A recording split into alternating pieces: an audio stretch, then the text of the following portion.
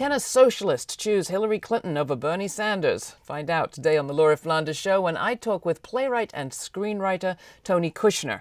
And later in the show, I visit with an art gallery by, with, and for Roma people in Hungary. It embraces hip-hop and bell hooks. All that and a few words from me on moving forwards, not backwards, in Europe. Welcome to our program.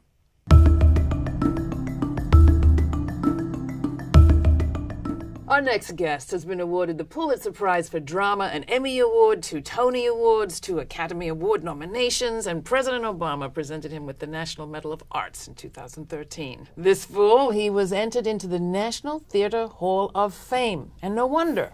Among his plays are Angels in America, a gay fantasia on national themes, Caroline or Change, and The Intelligent Homosexual's Guide to Capitalism and Socialism with a Key to the Scriptures. He's written films, among them Steven Spielberg's Lincoln and Munich. He's also written or edited several books, including Wrestling with Zion, Progressive Jewish American Responses to the Palestinian-Israeli Conflict, co-edited with Elisa Solomon. Tony, welcome to the program. Thanks, so nice to be here. Let me ask you about Angels in America. I went back and saw it not so long ago in Hungary. I'll tell you more about that later, but it caused me to go back to the text and read it again, and I was reminded how incredibly current its relevance is. Written in 1992, it speaks to a sense of change that people are feeling differently today, I think, and yet it's still as poignant as it ever was. I'm talking about that sense that a lot of people have today, that the world is broken, that states are broken, ideologies are broken, there's chaos everywhere. In 1992, it's almost as if you were suggesting this was going to be a great opportunity for creative, new life and theory creation. How are you feeling about it now? When I listen to the play now, we just did a revival of it in New York. Well, we did it in 2010. Right. That was 5 years ago. It seems like yesterday. When I hear the play done now, it feels optimistic to an extent. And the parts of it that seem most immediately relevant are some of the darker things. The stuff that's in the play about climate catastrophe is very relevant now. When I first wrote the play, I thought, this is a little sketchy. Am I really right about any of this? Or we're going to just discover that this is all nonsense? That was in the late 80s, early 90s. And now, of course, there's no question whatsoever that we're in horrible, trouble unlike any the human race or the planet has ever faced. And that feels very current and very grim, but I still feel optimistic. Mm-hmm. I think that there are many terrible things. It's hard work. We're in one of those periods where reading the newspaper any given day is very, very hard work because there's so much to despair about and so much that's frightening. But I think that we're in a period of a great sort of grappling with questions of definition, and I prefer the moments of real struggle with it, as I think that, for instance, in this country and all over the world, people are doing now, grappling with questions of national identity, and political identity, sexual identity, gender identity, and so on. It's these times are always fraught with great pain and great striving and great suffering simultaneously. But I'd rather be in the middle of one of those times of tumult than in a time of complacency, because, of course, complacency only means that oppression is working and that people are being silenced through tremendous violence. And being kept invisible. At a time like this, when there's been a certain amount of decentering, it's scary, but it is a moment when I think we can feel and see change beginning to happen. But I guess that's kind of the question. Do we end up with tribalism or solidarity? You've always been a believer in solidarity. To be fair. And I think that there's great evidence in many quarters of the effectiveness of communities of oppressed people making common All right, so cause give me an with example. one. Cheer me up. Well, I mean, I think that for instance, the recent successes of the LGBT Q, et cetera, movement in terms of civil law, in terms of same-sex marriage. I think that there was a great coming together of a number of communities, including sort of sexual majoritarian communities, to effect a transformation through the machinery of electoral government, and I think it's been a significant and really enormously powerful and profound change. But you were one of the people who, in the 90s, I remember your amazing essay for The Nation magazine, Socialism of the Skin, calling for beyond assimilation, for real liberation. Right. You got married a few years ago. I don't hold that against you. But what happened to this broader vision of real radicalism? Well, I think we're seeing it happening. I mean, I think that the aims of the I think that there's no discounting, and I don't think that I did in the essay that I wrote in the early 90s. Angels in America ends with Prior Walter saying we'll be citizens. I think enfranchisement in a democratic society, and this is a functioning democratic society for all of its flaws, is an immensely important thing. I believe in electoral politics. I would prefer to see change come about peacefully than through violence and bloodshed. Yeah. And but I think that as soon as the right is only right about one thing, which is that none of the agendas that they're always warning themselves about, the gay agenda, is limited to just a small sort of, can we please get married? Can we please adopt children? That's not small, but that's the beginning of something, not the end of something. And that any successful movement for civil rights or enfranchisement then opens the door to a questioning of assumptions that were simply not, it wasn't even possible to question before. So, we see people now, the trans movement, the movement of sort of gender questioning, new, infinitely more subtle and complicated dialogue going on about race, about ethnicity, internationalism, and although I think we're lagging behind in this department, economics, I think that there are a lot of questions that are now being asked that will push us more and more to an economically as well as a socially just world. I sound very sort of Mary Sunshine right now. Well, talk about sunshine. I'm reminded that you and I were both on that February 15th, 2003, march to stop the war in Iraq. It's a decade and a half ago. We spectacularly failed to stop the war. A lot of expectations, hopes perhaps were dashed, but relationships were built. Where do you come down on how change happens? Well, that march, I've never spoken to a crowd that size. Enormous. Before, and it was enormous. Globally coordinated march at that time ever. Yes, I think it was at that point the largest in history, and it was a terrifyingly cold day, and so the passion of those that million-plus people who turned out on the East River to in a desperate last-minute move to say we mustn't go ahead and invade Iraq, we mustn't start bombing in Baghdad. It was enormously moving, and then the next day, W.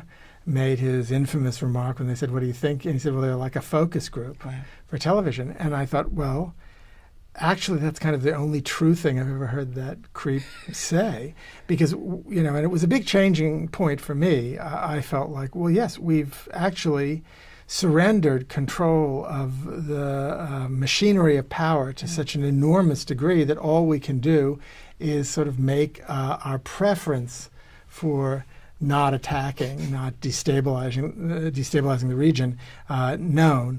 Beyond that, there was no one really to listen to us. There were senators who voted against the war, but most senators, including some very good people, including the person that I hope will be the next president of the United States, voted for the war because we had given up too much in terms of actual political power. And that was a huge turning point for me. I began to really ask questions that I'm still grappling with about, dreams of revolution and what the dream of revolution has done to the progressive community, and whether or not change is more likely to be anticipated from a sort of movements that lie outside of the political, or if the sort of if in mainstream politics revolutionary change can come about, and I really believe that it can, and I think that getting control of the machinery of power of this country is a matter of absolute sort of planetary life and death at this point. All right, so I'm assuming you're not suddenly becoming a Republican. It sounds like you're voting for Hillary Clinton. Away from them. As opposed to Bernie Sanders. But isn't Bernie Sanders the self-described socialist, and haven't you described yourself as a socialist? What has Hillary done to win you over? Sort of what she said in the first debate, that she's a progressive person who gets things done. I mean, I admire Bernie Sanders very, very much. I've never called myself a democratic socialist just because it's a very specific political movement that I don't necessarily want to, align myself with. But I call myself a socialist because I believe that there is such a category as economic justice. I don't think that justice is purely a matter of equality before the law. I think that the way that the financial sector, that the economy part of a political economy operates, has everything to do with whether or not there'll actually be justice in the world. And I believe that money is not morally neutral. I think it's a human system of meaning. And it can be manipulated for good or for evil, and we have abandoned far too much of the control over it to people whose main intention is evil, to the extent that it's absolutely, unquestionably, perversely self-serving for a very, very, very tiny group of people who then convince everybody else that it's in their interests to enrich this tiny group of people. So that's your view on socialism, but then how does Hillary Clinton get to be your candidate? Because I think that, and working on the Lincoln screenplay changed me enormously in this regard. I believe that in an electoral democracy, compromise is necessary, and I believe in an electoral democracy like ours, where there are two political parties. Well, at this point, it's almost difficult to say that, because there's one political party, and then there's this incoherent, shrieking, chaotic nightmare that the Reagan counter-revolution has spawned on the other side. And it's really bad news for American democracy that the two-party system is gone now, and what you have is a party that still apparently has as its front runner for presidential candidate a man like Donald Trump, who is, insane. I think that's a very bad state of affairs. But, I do believe that some of the most enduring, important transformations of human society that I've seen in my lifetime, and that I'm aware of as a student of history, have come about through electoral politics. That was one of the criticisms of Lincoln, was that it did a brilliant portrayal of how those compromises got made, and a study of legislation I know of no better on film. But how compromises got made, and also how the compromises led to a very significant, huge step forward. Well, the 13th Amendment. We're stepped out upon the world stage now, with the fate of human dignity in our hands. Blood's been spilled to afford us this moment now. But there had been a huge movement. I mean, there were movements in the background. Of course, There's Frederick absolutely. Douglass. Is there a movie that tells that story? Well, my assignment was to write a movie, the first studio film about Abraham Lincoln in 72 years. Yeah. The federal government at the time was an entirely white male government. Entirely. And I didn't want to falsify history. Right. Frederick Douglass is one of the greatest human beings that ever lived, and made a tremendous difference in the world. And I wasn't making a claim. Spielberg wasn't making a claim.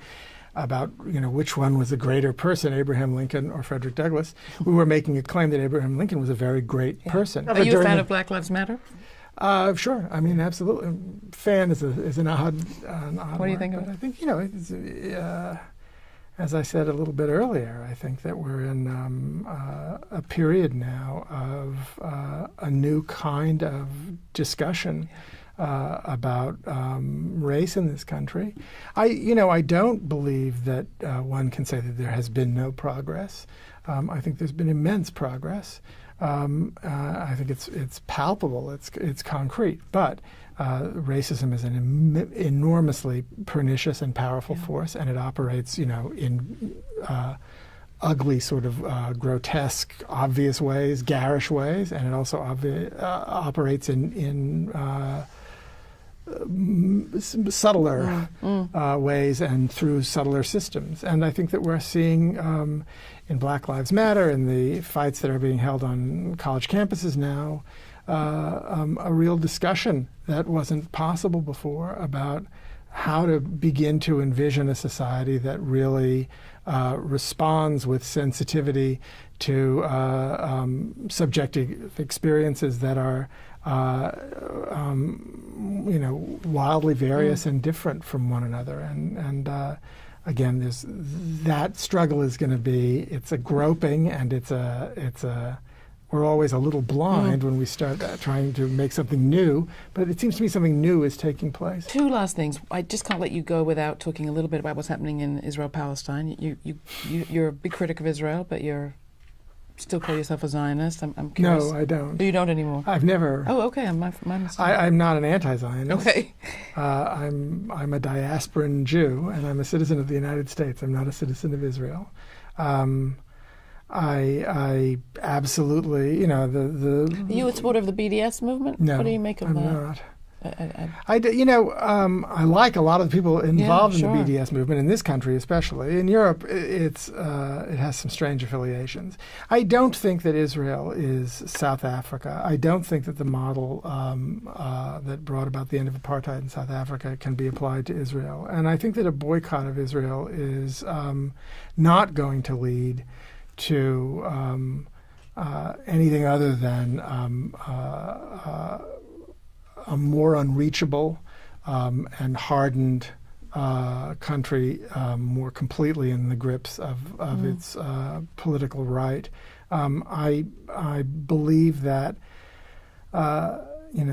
any approach to the Israeli-Palestinian conflict has to be you have to approach it with a full awareness of Jewish history and the way in which the founding of the State of Israel is a direct consequence of a long and terribly difficult struggle against oppression, and to assign Israel the role of some sort of colonial power dominating the region is, I think, to profoundly misunderstand from at least the Jewish point of view.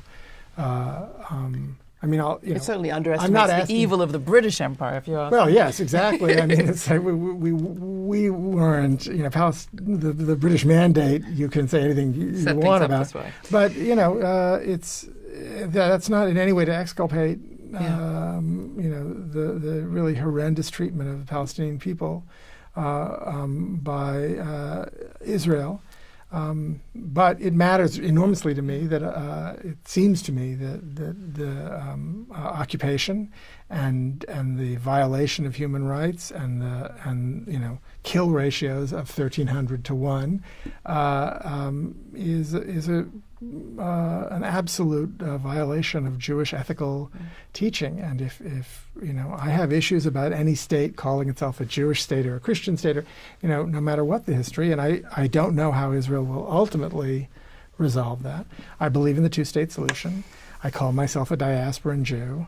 I have friends who are anti-Zionists. I have friends who are Zionists, and friends who don't have an opinion at all. And I keep think on wrestling. Yeah. Thank you, Tony. Great to be Wonderful with you. Thanks for coming in. Again, honestly, you can find out more about all of Tony Kushner's work at our website.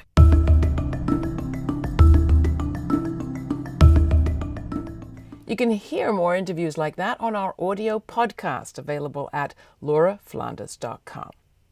Last year, I had a chance to travel to Hungary, courtesy of the Independent Theatre Critics Association and their colleagues. There, I visited Gallery 8. It's the first Roma art gallery in Hungary. And I spoke with the co-founder and one of the artists. Here's some of that conversation.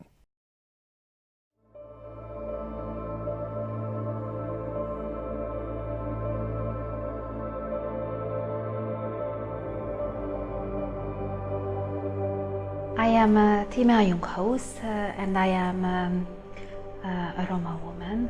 I'm also an art historian, and I was born here in Budapest in the A district, which is the district which has the largest Roma population. A district has its own identity. It is the district where most of the Roma people live, where 90% of the students at schools are actually Roma children.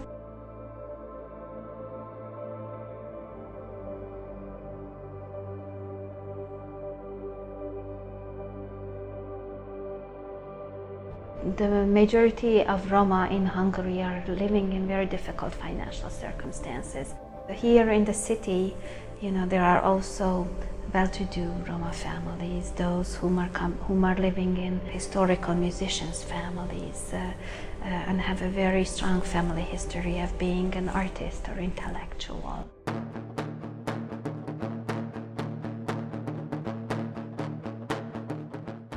Gallery 8 is a Roma contemporary art space. It started in 2013 February after the A district municipality and basically Budapest closed down all the cultural places and spaces available for self-representation of the Roma people. We put a lot of energy into demonstrating the government's decisions and also trying to save the existing places, collections and initiatives. But in 2013, our team decided that it is time that we do not oppose the government's actions anymore. It is time that we do not put our ideas into the future, that we start performing them in the here and now.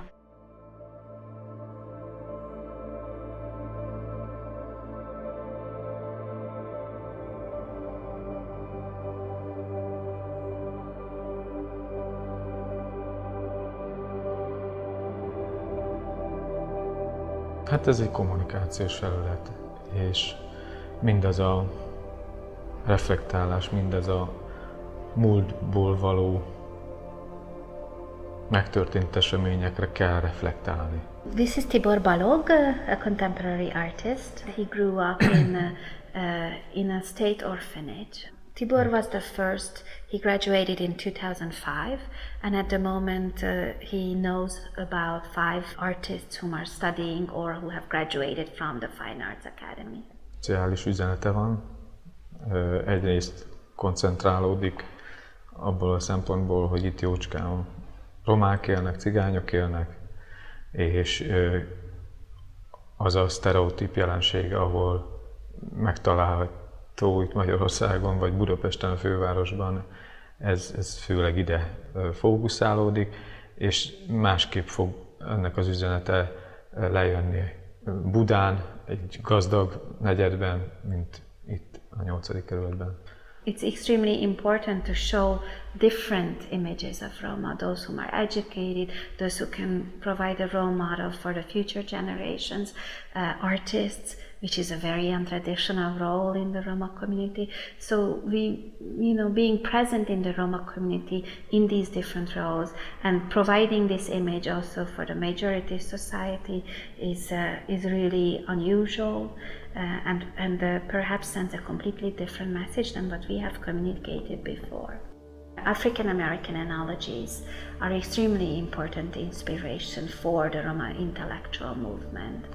And I think what we have to say is even the most difficult circumstances, we need to build on our culture, because basically in the Roma context, culture is the only area where we can talk about the Roma, not as a problem, as our friend Du Bois has referred to it, not as a problem, but Roma and Roma culture as an asset. And we also gain a lot of inspiration from African American feminist theorists. And this gallery is actually the proof that opposition is not enough, not even in the Roma context. As Bell Hooks, African American theorist, said, opposition is not enough. In the vacant moment after one has resisted, there is the need to make ourselves anew. So this is the space, Gallery 8, where we make ourselves anew.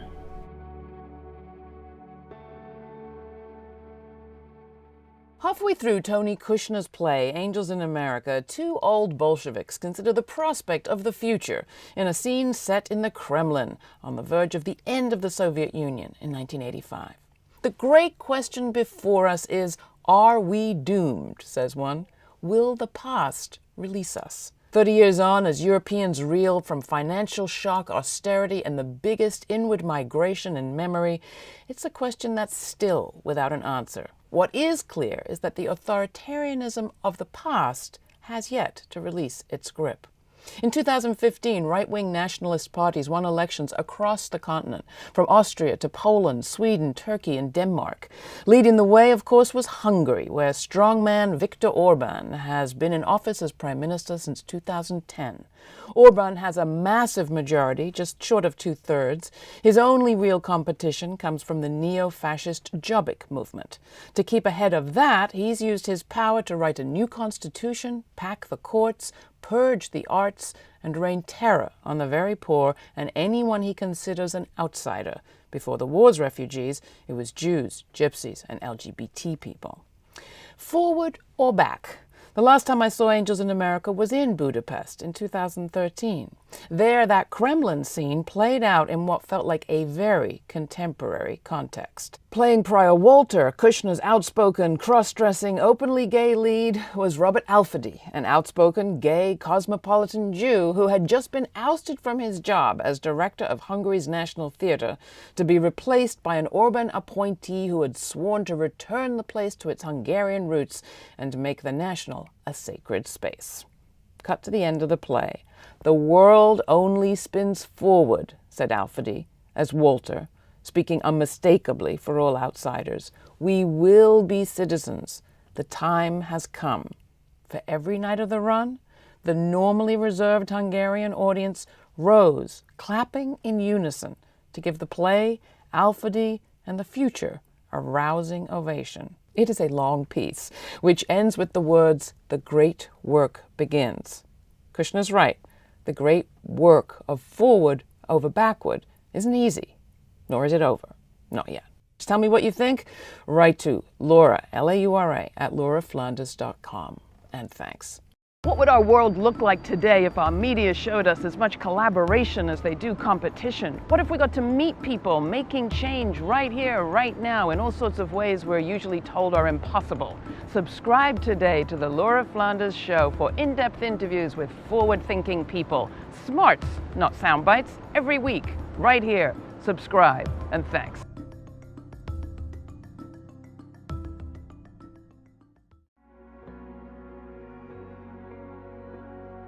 This week on the Laura Flanders Show, feminist Zila Eisenstein will be on the program. Radical feminism historically really was an enormously inclusive concept about the female body, however it was expressed. We'll also visit with the Damayan Cleaning Cooperative. If you have a co-op, you're the boss. This week on the Laura Flanders Show, what does it mean to put yourself on the line for your beliefs? Actress Kathleen Chalfant, who's known for her brave performances and her principled political stances. Art is not an amenity for the privileged. It is the deepest expression of the human soul.